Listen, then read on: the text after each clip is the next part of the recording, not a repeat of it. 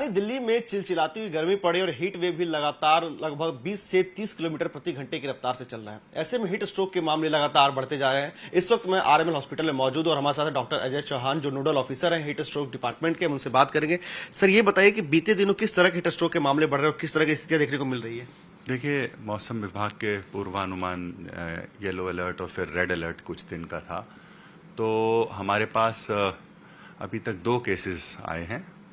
एक intervening night of 20 and 21 यानी 20 की मध्य रात्रि 1:45 सुबह 21 तारीख को वो एक 24 साल का लड़का नवयुवक जो कि वेस्ट बंगाल का रहने वाला था और ट्रेन में सफ़र कर रहा था। एक तो ये है और इसकी हालत बहुत ही क्रिटिकल है। हमने कूलिंग जैसे ही आया ऐसे इमर्शन कूलिंग यानी कि गर्दन के नीचे पानी में डुबो के कूलिंग तुरंत शुरू की, लेकिन इसके बावजूद भी इसकी हालत बहुत ही गंभीर बनी हुई है। और एक मरीज इसके अतिरिक्त 21 तारीख की सुबह 10:30 बजे पुलिस लेके आई थी। उसमें सारे लक्षण हीट स्ट्रोक जैसे ही मालूम पड़ रहे थे, तो उसमें भी हमने अपना क्लासिक मैनेजमेंट कूलिंग और फिर उसके बाद सपोर्ट, उसे अदर सपोर्ट, एयरवे, ब्रीदिंग, ये सब शुरू किया। और सौभाग्यवश ये मरीज की हालत काफ़ी इम्प्रूव्ड है और वो अब बातें भी कॉन्शियस है, ओरिएंटेड है।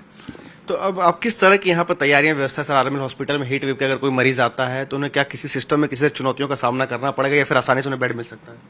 देखिए, आरएमएल में मेरे ख्याल हीट वेव और हीट स्ट्रोक के केसेस, उसके हीट वेव से फलस्वरूप होने वाले की व्यवस्था शायद सबसे पहले की थी भारत देश में।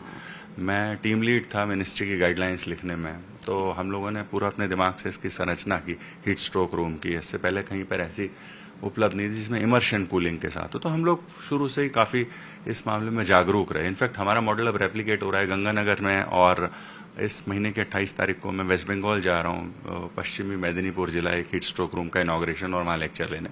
तो हमारा मॉडल तो एकदम आइडियल था और 2024 में भी हमने तकरीबन 75 केस देखे। अब यहाँ पे इस साल हीट स्ट्रोक केसेस धीरे धीरे आना शुरू हुए हैं और हम पूरी तरह से इसके लिए तैयार हैं। हमारे हीट स्ट्रोक में कूलिंग के अतिरिक्त भी और कई सारी चीज़ें होती हैं और हमारा अस्पताल पूरी तरह से उपयुक्त सारी चीज़ें हैं इसमें, जैसे आईसीयू और एक ब्लड बैंक, क्योंकि इसमें कई लोगों को खून की उल्टी, दस्त के रास्ते खून आना ये भी हो जाता है क्योंकि लिवर एंजाइम डैमेज हो जाते हैं। तो न केवल एक कूलिंग मात्र बल्कि हमारा अस्पताल सारे तरीके से इसका इलाज करने में पूरी तरह से व्यवस्थित है। मौसम विभाग ने पूर्वानुमान जताया है कि आने वाले वक्त में और ज्यादा इस तरह के हीट वेव देखने को मिलेंगे। साथ ही साथ अगर कहा जाए तो नौतपा की भी शुरुआत होने वाली 25 तारीख से, जहां ज्यादातर तापमान बढ़े रहते हैं। तो ऐसे में एज ए डॉक्टर के तौर पे आप लोगों को क्या सुझाव देंगे कि उन्हें कम से कम इन चीजों का शिकार हो? वो देखिए, जैसे जैसे आपकी बात बिल्कुल सही आपने बताया, जैसे जैसे क्लाइमेट चेंज एक्शन लेगा, जैसे 2024 मानव इतिहास का सबसे गर्म साल था 24, और फिर 25 भी कोई कम गर्म नहीं रहा, तो 26 भी बहुत ही खराब माना जा रहा है। तो ऐसे में हीट स्ट्रोक के बारे में जागरूक होना हर दर्शक की जिम्मेदारी है, क्योंकि इसमें एक बात जो बहुत ही महत्वपूर्ण है, जो आपके माध्यम से मैं सबको बताना चाहूँगा, इसमें बचाव की बड़ी उपयोगिता है। हम अक्सर कहते हैं बचाव ही सर्वश्रेष्ठ इलाज है। ये सब एक कहने की लाइन मात्र नहीं है, इसका जो रियल लाइफ इम्प्लीकेशन यानी असल ज़िंदगी में प्रभाव हीट स्ट्रोक के क्षेत्र में बहुत पड़ता है। क्योंकि अगर एक व्यक्ति को हीट स्ट्रोक हो जाए या आम जबान में कहें तो लू लग जाए, उसके बाद इसकी मृत्यु दर बहुत ज़्यादा है। अब हमारे सेंटर में ही मैंने जैसे आपको बताया कुछ वक्त पहले, 24 साल का लड़का है, कोई कोमॉर्बिडिटी नहीं है, फिर भी वो काफ़ी क्रिटिकल हालत में है।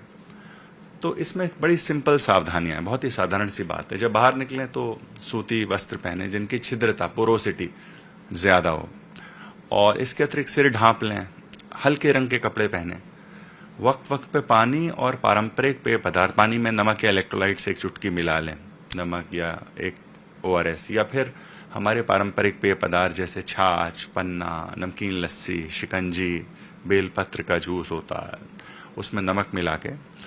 और एक बात ये बड़ी महत्वपूर्ण है जो गौर करने वाली है कि अगर चाहे प्यास कम भी लगे तो भी हमें वक्त वक्त पे पीते रहना चाहिए। ये 1-1.25 घंटे में लोग पी लें।